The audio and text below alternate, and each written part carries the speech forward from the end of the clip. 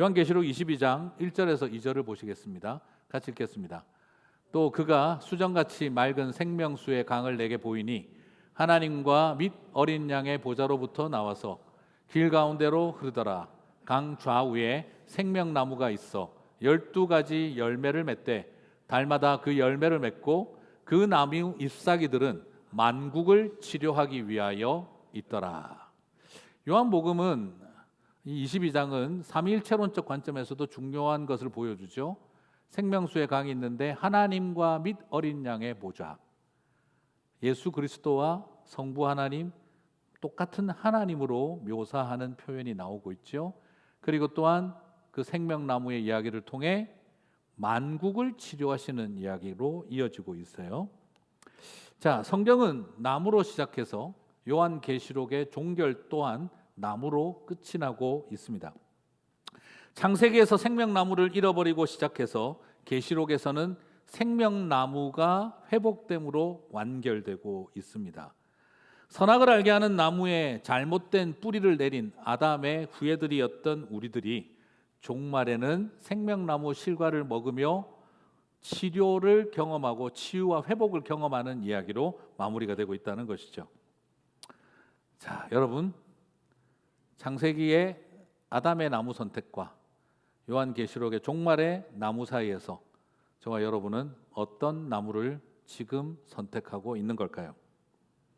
창세와 종말의 사이에서 지금 나는 어디에 뿌리를 내리고 있는 걸까요? 스스로 선과 악을 판단하는 하나님 같은 존재가 되겠다고 생각했던 아담의 선택을 하면서 살고 있을까? 아니면 오직 구원은 믿음으로 말미암는 줄 고백하며 예수 그리스도만, 생명나무만이 우리에게 구원을 주신다는 것을 고백하며 살고 있는가? 우리는 결국 이 둘 중에 하나의 선택의 자리에 서 있다는 걸 보게 됩니다. 2024년이 시작되어지는 새해에 저는 여러분이 아담과 하와와는 달리 생명나무 대신 예수 그리스도를 선택함으로 믿음의 이야기가 다시 시작되시기를 주님의 이름으로 축복합니다. 성경은 생명나무 실과가 아니라 선악을 알게 하는 나무의 실과를 선택하여 죄의 노예가 된 우리들의 모습을 보여주고 있죠. 여러분, 선과 악을 아는 나무를 선택하고 난 다음 우리는 죄인이 되었다고 하는데 성경은, 구약 성경은 특별히 죄인을 어떻게 묘사하고 있을까요? 나쁜 놈? 네. 그리고 혹은 말 안 듣는 인간, 뭐 이렇게 어떤 쪽으로 표현하고 있을까요? 다양한 방식으로 죄인은 묘사가 되고 있는데 구약에서는 특별히 죄인에 대해서 땅을 잃어버린 자, 뿌리 내리지 못한 자라는 관점에서 죄인을 설명하고 있어요. 그래서 구약은 유리하는 자, 유리방황하는 자라고 묘사를 하고 있어요. 이 말의 뜻은 땅을 잃어버린 자라는 뜻과 뿌리 내리지 못한 자라는 뜻을 가지고 있죠. 창세기 4장 12절을 보시면 가인에게 하나님이 하시는 말이죠. 너는 땅에서 피하며 유리하는 자가 되리라. 창세기 4장 14절을 보시면 같이 읽겠습니다. 가인이 대답하죠. 주께서 오늘 이 지면에서 나를 쫓아내시온즉 내가 주의 낯을 배웁지 못하리니 내가 땅에서 피하며 유리하는 자가 될지라 무릇 나를 만나는 자마다 나를 죽이겠나이다. 오늘 여기서 발견하지만 죄인이 된 인간에 대한 최초의 표현, 묘사는 인간이 죄인이 되고 난 다음에 제일 먼저 표현하는 것은 유리하는 자가 된다. 정착하지 못하는 사람, 뿌리 내리지 못하는 사람이 된다라고 묘사하고 있습니다. 죄인은 하나님의 땅 에덴을 상실했을 뿐만 아니라 세상에 뿌리 내리지 못하는 방황하는 자가 되었다라는 것이 바로 죄인의 한 모습이죠. 사실 어떤 의미에서 우리가 이 말을 쓰는 게 맞아요. 여러분, 남편과 아내, 부부의 관점에서 봅시다. 남편이 가정에 뿌리 내리지 않고 집을 나가서 유리하고 있다. 아내가 가정에 있지 못하고 뿌리 내리지 못하고 밖을 나가서 방황하고 있다. 유리하고 있다. 아들과 딸이 가정에서 뿌리 내리지 못하고 밖을 나가 유리방황하고 있다. 독립생활을 하고 있다가 아니라 그것은 우리의 가족과 관계가 끊어졌다는 말과 거의 같은 말입니다. 오늘 여기에서 쓰여져 있는 유리하는 자의 개념을 처음으로 성경은 죄인의 모습, 못됐다, 순종 안 했다, 착하지 않다 이런 말이 아니라 죄인은 어떤 존재냐? 땅을 잃어버린 사람, 뿌리를 잃어버린 존재로 묘사하고 있다는 것이죠. 잠언 12장 3절에서는 더 이것을 명확하게 표현하고 있습니다. 같이 읽겠습니다. 사람이 악으로서 굳게 서지 못하거니와 의인의 뿌리는 움직이지 아니하느니라. 의인에 대한 묘사는 움직이지 않는 뿌리를 가진 사람이고, 그리고 또한 죄 가운데 있는 것은 굳건히 서지 못한 뿌리를 가졌다라고 묘사를 하는 것과 같습니다. 이것은 또한 다른 시가에서 시편 1편 3절 4절에서도 동일하게 나오는데, 우리가 보통 쓰는 표현이 있잖아요. 바람에 나는 겨와 같도다라는 이것이 뿌리 내린 나무와 관련된 표현입니다. 같이 읽겠습니다. 그는 시냇가에 심은 나무가 철을 따라 열매를 맺으며 그 잎사귀가 마르지 아니함 같으니 그가 하는 모든 일이 다 형통하리로다. 악인들은 그렇지 아니하며 오직 바람에 나는 겨와 같도다. 죄인의 모습을 묘사하는 표현도 동일합니다. 시냇가에 심은 나무가 되어 시절을 돋아 과실을 맺지 못하는 길, 즉 뿌리를 잃어버리고 정착지를 잃어버린 모습으로 계속 살아가게 되는 상태를 묘사한 것과 같아요. 자, 신명기 21장 22절에서 23절은 그래서 결국 죄인된 사람이 가장 저주된 죽음, 사망의 자리에 임하는 것을 이렇게 묘사하고 있습니다. 사람이 만일 죽을 죄를 범함으로 네가 그를 죽여 나무 위에 달거든 그 시체를 나무 위에 밤새도록 두지 말고 그날에 장사하여 내 하나님 여호와께서 내게 기업으로 주시는 땅을 더럽히지 말라. 나무에 달린 자는 하나님께 저주를 받았음이니라. 그 당시 고대 사회는 사람이 땅에 눕지 못하고 죽는 것, 땅에 서 있지 못하는 것 자체를 저주받은 삶으로 여겼습니다. 그래서 나무에 달려 죽는 것을 가장 저주받은 죽음으로 여겼다는 것이죠. 제가 왜 이 이야기를 자꾸 드리고 있냐 그러면 구약 성경에 묘사되어져 있는 죄인에 대한 설명과 죄인이 필연적으로 겪어야 할 저주받은 사망을 우리가 보고 나면 왜 신약 성경에서 예수님에게 뿌리를 내려라, 예수님이 왜 나무에 달려 죽으셨는 분이라고 설명하는지를 이해할 수가 있습니다.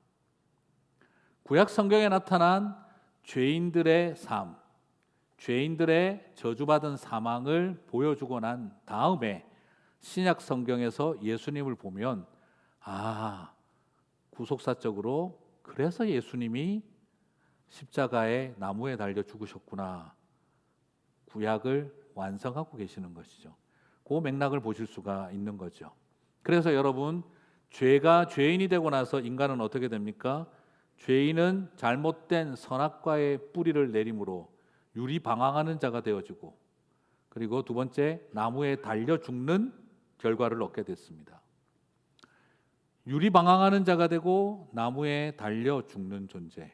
그러면 예수님이 오셔서 회복하셔야 될 일은 뭘까요? 반대로 설명하시면 되겠죠.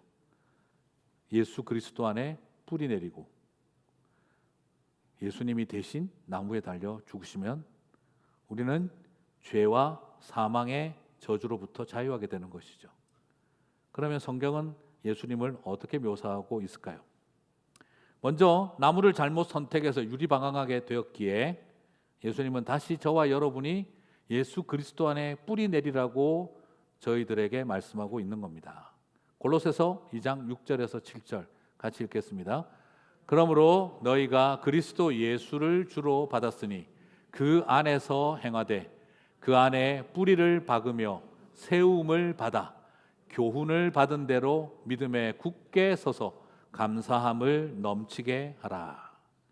과거에는 그대들이 선악과의 뿌리를 내리고 살아와서 유리방황하며 죄의 열매를 맺으며 살아왔으나 이제는 예수 그리스도 안에 뿌리를 내리고 세움을 입어 감사함을 넘치게 하라고 말씀하고 있는 것이죠. 사랑하는 성도 여러분, 굳이 다른 표현들이 있는데 예수님에게 뿌리 내리라는 말씀을 계속 도전하고 있는 것은 구약시대 내내 죄인을 뿌리를 잃어버린 사람으로 묘사했기 때문인 것입니다. 에베소서 3장 17절도 보겠습니다. 같이 읽겠습니다. 믿음으로 말미암아 그리스도께서 너희 마음에 계시게 하시옵고 너희가 사랑 가운데에서 뿌리가 박히고 터가 굳어져서. 말 그대로 믿음으로 그리스도께서 우리의 마음에 계신다는 이 교리적 표현이, 다르게 표현하면 사랑 가운데 뿌리가 내리고 터가 굳어진 문학적인 표현과 같은 뜻이라는 겁니다. 여러분, 우리가 rooted and grounded in love, 사랑 가운데 뿌리가 내리고 터가 굳어지는 것, 그것이 믿음으로 예수 그리스도를 우리 안에 계시게 하는 것, 아주 교리적인 표현과 똑같은 표현이라는 걸 발견하게 됩니다. 그래서 예수님은 이 땅 가운데 생명나무가 되어 주셨고 저와 여러분이 뿌리 내려야 할 사랑의 터전이 되어 주셨던 것이죠. 지금까지 인간의 역사 창세기는 선악과를 붙들고 살아온 이야기였다라고 한다면 이제는 예수 그리스도 안에서 다시 우리는 내가 스스로 선과 악을 판단하고 구별할 수 있다고 하는 선악을 판단하는 나무를 붙들지 말고 예수 그리스도 안에 뿌리 내릴 수 있는 새 창조의 시작을 복음서가 허락했다는 것입니다. 이런 이야기 들으면 좀 이런 표정들이 나와주시면 좋은데 뭘 저리 복잡하게 생각하고 사시나, 또 이런 표정들이 은근히 있어서 감사하게 생각을 하고 있습니다. 네. 여러분, 이것이 창세기가 하지 못한 복음의 시작인 것입니다. 그래서 선악의 뿌리를 내렸던 유리방황하는 인생을 이제는 예수 그리스도 안에 뿌리 내리고 견고히 서게 하는 역사로 터닝 포인트가 일어난 것이죠. 그리고 이제 우리가 죄인이 됨으로써 나무에 달려 죽는 저주받은 사망의 백성들이 된 것을 예수님이 해결하기 위해서 저희를 대신하여 나무에 달려 죽으신 것입니다. 그래서 저와 여러분은 더 이상 죄와 사망의 저주 아래에 있지 않게 되는 속량, 리뎀션을 얻게 된 것이죠. 갈라디아서 3장 13절을 보겠습니다. 같이 읽겠습니다. 그리스도께서 우리를 위하여 저주를 받으신 바 되사 율법의 저주에서 우리를 속량하셨으니 기록된 바 나무에 달린 자마다 저주 아래에 있는 자라 하였습니다. 왜 예수님이 나무에 달려 죽으시며 우리의 죄를 속량하셨느냐? 율법에서 말하기를 나무에 달려 죽는 자마다 저주 아래에 있는다 했으니 인간에게 미치게 된 사망의 저주를 예수님이 당신이 다 담당하셔서 나무에 달려 죽으심으로 이제 저와 여러분은 그 저주로부터, 사망의 저주로부터 자유하게 되었다는 것을 사도 바울이 선언하고 있는 것이죠. 이것은 베드로도 마찬가지입니다. 베드로전서 2장 24절 같이 읽겠습니다. 친히 나무에 달려 그 몸으로 우리 죄를 담당하셨으니 이는 우리로 죄에 대하여 죽고 의에 대하여 살게 하려 하심이라. 그가 채찍에 맞음으로 너희는 나음을 얻었나니. 예수님께서 친히 나무에 달려 죽으신 것이 우리의 죄를 담당하기 위한 것. 우리가 죄로 인하여 우리가 얻게 된 사망의 저주를 예수님이 다 담당하기 위해서 친히 나무에 달려 죽으셨다라고 베드로는 선포하고 있는 것이죠. 사랑하는 성도 여러분, 예수님이 이렇게 우리를 대신 나무에 달려 죽으심으로 저와 여러분은 이제 더 이상 유리방황하는 인생이 아니라 뿌리 내린 인생이 된 것이고, 이제 우리는 더 이상 나무에 달려 죽는 저주받은 사망의 자리에 있는 게 아니라 나무에 달려 죽으시고 부활하신 예수님으로 인해서 우리는 그 모든 저주로부터 redeemed, 속량된 존재들이 되었다는 것입니다. 그래서 말씀대로 골로새서 2장 6절에서 7절이 보여주고 있습니다. 그래서 우리는 더 이상 그렇게 살 수 없는 자유함이 임한 거예요. 같이 읽겠습니다.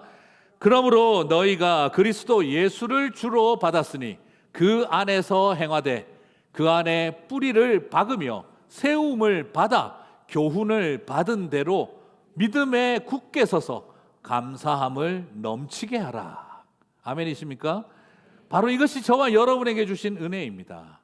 이제 예수 그리스도 안에 뿌리를 내리고 더 이상 흔들리지 않게 믿음으로 굳게 서서 이제 감사라고 하는 열매로 풍성하라는 것입니다. 올 가을의 추수감사절은 그냥 세상 돌아가는 일 좋아서 감사하고 하는 것이 아니라 예수 그리스도 안에 뿌리 내려 믿음으로 굳게 서서 감사함이 넘치시게 되기를 주님의 이름으로 축복합니다.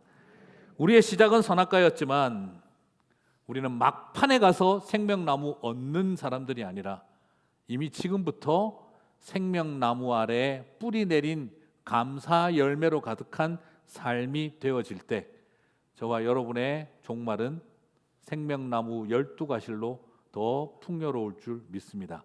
그 잎사귀를 통해 만국이 치료받는 것을 보게 하실 줄 믿습니다. 여러분 그것을 누리시게 되기를 바랍니다. 이런 말이 있죠, 그죠? 우리 격언들 중에 내일 지구의 종말이 온다 할지라도 나는 한 그루의 사과나무를 심겠다. 다 아시죠, 그죠? 맨날 내일 지구의 종말이 온다 할지라도 나는 한 그루의 사과나무를 심겠다. 여러분 이 명언이 좀 기독교적으로 들리세요? 아니면 좀 덜 기독교적으로 들리세요? 이게 누가 한 말이냐 그러면 전 세계에서 이 말을 한 사람이 스피노자라고 알고 있는 사람이 제일 많은 나라가 한국이랍니다. 예, 한국 말고는 스피노자라고 생각을 하지 않는데 한국 사람들만 어떻게 잘못 알려져서 스피노자가 말하기를 내일 지구의 종말이 온다 할지라도 나는 한 그루의 사과나무를 심겠다 하는 말로 알려져 있죠. 예, 물론 누가 있는지 모르는 사람이 더 많습니다만 그러나 우리 한국 사람들이 대부분 그렇게 알고 있다는 거예요. 스피노자는 범신론자이고 철학을 위해서는 종교를 훼손하는 일이 필요하다라고 말했던 좀 독특한 특징을 가지셨던 철학자였죠. 범신론자로였기 때문에 오히려 이 말은 스피노자가 말을 했다고 생각을 하고 생각을 해보면 지구의 종말이라고 하는 신의 심판의 날이 오더라도 나는 쫄지 않고 두려워하지 않고 원망하지 않고 내가 하고 싶은 일 당당하게 하며 살아가겠다는 인간의 그 꿀리지 않고 쫄지 않고 당당한 인간의 모습을 보여주는 그런 이미지처럼 느껴져요. 그래, 신들의 세계가 종말을 논한다 할지라도 나는 사과나무 심으며 살아갈 거야. 아주 신 없이 하나님 없이도 살아갈 수 있는 당당한 슈퍼 인간의 한 모습 보여주고 있는 듯하죠. 그런데 사실 이 말은 유럽의 대부분 사람들이 생각하는 것은 종교개혁가였던 마틴 루터의 일기에서 나왔고 그리고 마틴 루터가 이 마음으로 종교개혁의 마지막 순간까지 살아내었다라고 생각을 합니다. 그래서 마틴 루터의 비석이 있는 그곳에 가면 독일어로 제가 읽지는 못하겠습니다만 내일 우리의 삶이 산산이 부서지는 순간이 온다 할지라도 나는 한 그루의 사과나무를 심겠다 하는 그 마음으로 비석이 쓰여져 있다라고 합니다. 결국 무엇을 말하느냐? 이 세상의 종교 권력이 우리를 세상 사망과 죽음의 자리로 우리를 이끌어가고 네가 이 계시한 글을 거두어 드리고 회개하지 않으면 너는 죽을 것이다라고 하는 생명의 위협과 두려움이 밀려온다 할지라도 내일 내가 어떻게 죽을지 모르고 어떻게 파문당해서 사람들이 나를 손가락질하고 나를 짓밟으려고 할지 몰라도 나는 내 안에 주어진 하나님 나에게 주신 이 심장을 드리는 일을 포기하지 않을 것이다. 그래도 나는 사과나무 한 그루를 내일을 위해 심겠다. 오늘은 죽을 것 같지만 나는 내일을 위해 생명을 심겠다 한 것이 루터의 마음이었던 거죠. 그리고 이 말을 공적으로 인용했던 사람은 독일 교회가 히틀러 나치 치하에서 바르멘 선언을 할 때 그때 이 표현을 사용을 했습니다. 1934년 독일에서 히틀러가 정권을 잡고 난 다음 독일은 나치 체제로 전환을 했습니다. 나치는 말 그대로 내셔널 시오니스트들이라는 그런 말이 암축되어 있는 말과 같은 나치는 철저하게 그리고 히틀러는 스스로를 하나님이 독일을 위해 세워주신 선지자라고 자기를 아이덴티파이 했었죠. 그래서 아주 극우적인 성향을 가진 집단주의를 가지고 그가 완전히 군사 독재를 만들어내던 자리에 수많은 독일 교회는 그를 선지자로 여기고 칭송했습니다. 그런데 그때 일부 개혁파 교회와 루터파 교회, 바르트의 또 후예들인 신정통주의자들 몇 사람들이 목회자들이 모여서 우리는 이것이 하나님의 뜻이 아니라고 믿는다. 하나님의 뜻은 히틀러를 통해 나타나고 있는 것이 아니라 이것을 막아야 한다고 생각한다. 그렇게 선언을 하기 위해 우리는 더 이상 독일 정부로부터 어떤 재정 지원도 받지 않겠다. 성도들이 헌금하고 함께 돈을 모아 우리가 이 교회를 세워가겠다. 결단을 하고 히틀러 반대 운동, 반나치 운동을 선언할 때 그 바르멘 선언에 나옵니다. 루터가 내일 지구의 종말이 온다 할지라도 한 그루의 사과나무를 심겠다고 했던 것처럼 생명의 위협을 경험하는 나치 치하에 있지만 우리는 분명코 하나님이 다스리실 그 나라가 올 것을 믿고 오늘 이 선언을 외친다라고 그들은 선언했던 것이죠. 사랑하는 성도 여러분, 나는 선악과를 선택하지 않고 생명나무 실과를 선택하겠습니다. 말은 쉽지만 우리의 현실에서 내 목에 칼이 들어오고 지구의 종말 같은 내 인생의 종말의 두려움과 공포가 밀려오는 자리에서 생명나무 실과를 심겠다, 한 생명을 심겠다라는 결단을 하는 일은 결코 쉬운 일이 아닙니다. 하지만 하나님의 백성들은 내일이 죽는 날이라 할지라도 오늘 생명을 심는 일, 그래서 언젠가 우리가 심은 생명의 씨앗이 요한계시록 22장에서 어린 양의 보좌 앞에서 자라게 될 나무가 될 날을 포기하지 않고 바라보는 눈이 믿음의 눈인 줄 믿습니다. 사랑하는 성도 여러분, 아무리 현실이 녹록지 않고 내 삶이 끝장난 것 같은 절망의 순간에도 예수 안에 뿌리 내리는 일, 생명의 나무를 심는 일을 포기하지 마시기 바랍니다. 내일 지구의 종말이 온다 할지라도, 내 인생의 마지막이 온다 할지라도 나는 미래를 향한 나무를, 생명나무를 심겠다. 아니, 오히려 내일 지구의 종말이 온다 하기에 나는 생명나무를 심겠다 하는 그런 결단이 저와 여러분 가운데 있게 되시기를 바랍니다. 말씀을 마무리하면서 특별 새벽기도회 때 제가 뿌리 내림에 대한 메시지를 많이 전했는데요. 여러분, 나무 뿌리가 언제 내린다고 그랬습니까? 네, 잊어주시는 게 감사합니다. 빨리빨리 잊어주시는 게 감사하긴 합니다. 자, 나무 뿌리가 언제 깊어진다고 그랬습니까? 굉장히 가물고 고통스럽고 영양분이 떨어지면 뿌리는 둘 중에 하나를 선택해야 됩니다. 말라 죽든지 살기 위해 깊어지든지. 나무 뿌리가 깊어지는 것은 물이 부족하고 영양소가 부족할 때 뿌리는 살려고 결단하면 깊어지는 것이죠. 포기하면 말라 죽는 것이고. 그래서 저와 여러분의 삶 가운데 고난이 닥칠 때 이것이 나를 죽이는 길이 아니라 내 뿌리를 깊게 하는 길이라고 고백할 수 있었으면 좋겠다는 말씀을 나누었습니다. 그러나 또 그렇다고 해서 평생 고통만 받으시며 사시겠습니까? 안 그러면은 또 뿌리가 얕아지니까. 그래서 평생 고통만 받으시겠습니까? 또 그럴 수는 없잖아요. 우리 집사님들한테도 요즘 믿음 생활 어떠세요? 옛날 우리 애가 아플 때는 진짜 새벽기도 열심히 갔었는데, 우리가 사업이 그때 망할 뻔했었을 때 그때 진짜 새벽기도 열심히 갔었는데, 우리 남편이 그냥 뭐 검사하고 나서 이상한 거 보인다 그래가지고 그냥 조직 검사 받을 때 엄청 열심히 새벽기도 갔었는데, 요즘은 잘 안 가요. 그럼 제가 어떻게 기도해야 될까요? 아들도 아프게 하시고 딸도 아프게 하시고 남편도 아프게 하시고 사업도 잘 안 되게 해주시고 그냥 건강도 안 좋아지게 해주시고, 그래서 늘 살아있게 기도하게 하옵소서. 자, 그렇게 해야 될까요? 고난이 우리의 뿌리를 깊어지게 한다고 여러분 맨날 죽을 고생하고 사실 수는 없잖아요, 그렇죠? 그래서 새벽에 또 말씀을 드렸었죠. Rooted and grounded in love. 사랑 때문에 더 깊어지십시오. 고난 때문에 깊어지지 말고, 뿌리 깊어지지 마시고, 고난 때문에만 뿌리 깊어지지 마시고, 그럼 편안할 때는 아무 의미가 없어지잖아요. 사랑 때문에 더 깊어지십시오. 그 말씀을 같이 나누었습니다. 그래서 여러분 부탁하고 싶어요. 한번 여쭤보고 싶어요. 고통 가운데 뿌리 내리는 것이 더 절실할까요? 사랑 가운데 뿌리 내리는 것이 더 절실할까요? 그냥 언뜻 드는 생각은 고난 가운데 있을 때 더 절실하지 않을까 싶어요. 근데 여러분, 그냥 주님께서 저와 여러분에게 어떤 마음 주시겠습니까?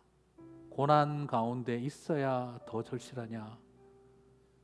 사랑 가운데 있을 때 더 절실하면 안 되냐?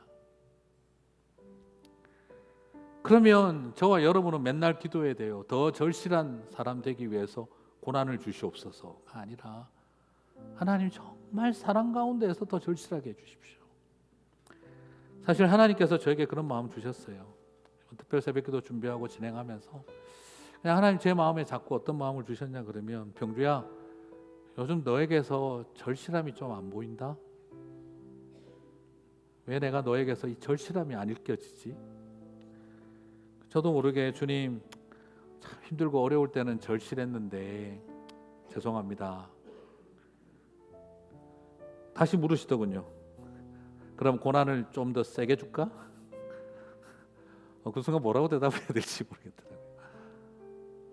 묵묵부답으로 가만히 있는데 그냥 저에게 주신 도전이었습니다. 언제까지 결핍이 주는 약발로 뿌리 내리고 살아갈래? 사랑이 주는 힘으로 더 절실해지면 안 되겠니? 주님은 저에게 주셨던 말씀이 결핍이 주는 절실함에 뿌리 내리는 삶 살지 말고 사랑이 주는 절실함이 더 커서 뿌리 내림이 있었으면 좋겠다. 왜 우리가 결핍이 없고 굶주림이 없고 무서움과 염려와 욕망과 두려움이 없으면 왜 우리는 절실하지 못한 걸까? 하나님 제 마음에 주신 제일 큰 도전은, 그래서 절실하고 힘들 때는, 무섭고 두렵고 염려되고 고프고 아플 때는 그렇게 절실하다가 좀 편안해지니 수산시장 좌판대에 누워있는 생선들처럼 그렇게 괭해버린 눈동자로 우리가 누워있는 건 아닌지 하나님 제 모습을 그렇게 보게 하시더라고요. 사랑하는 성도 여러분, 결핍이 기도의 자리에 나를 세우지 않게 하시고 사랑이 나를 기도의 자리에 세우게 하여 주십시오. 사랑 때문에 더 간절하고 사랑 때문에 더 절실한 저희들이 되게 해 주십시오. 새해에 우리 그런 절실함 있는 뿌리 깊은 믿음 가진 성도들 되시길 주님의 이름으로 축복합니다.